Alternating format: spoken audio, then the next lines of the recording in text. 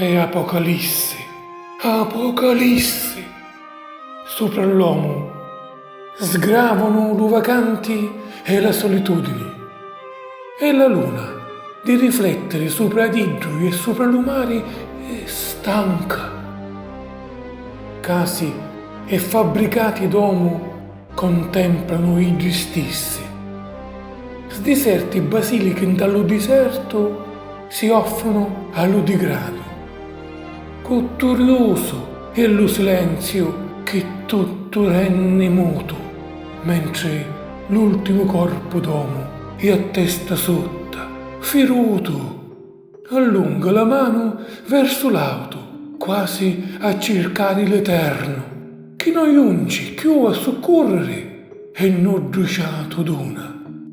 Gli esseri, accoposi golem, l'aria non più aria, lo sole un tormento e nell'abbandono della croce avvampa l'unico corpo sopravvissuto.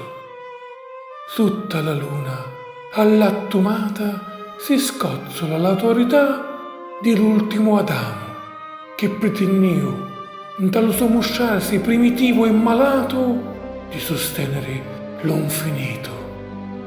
Ecco, sta per giungere l'Apocalisse, l'Apocalisse.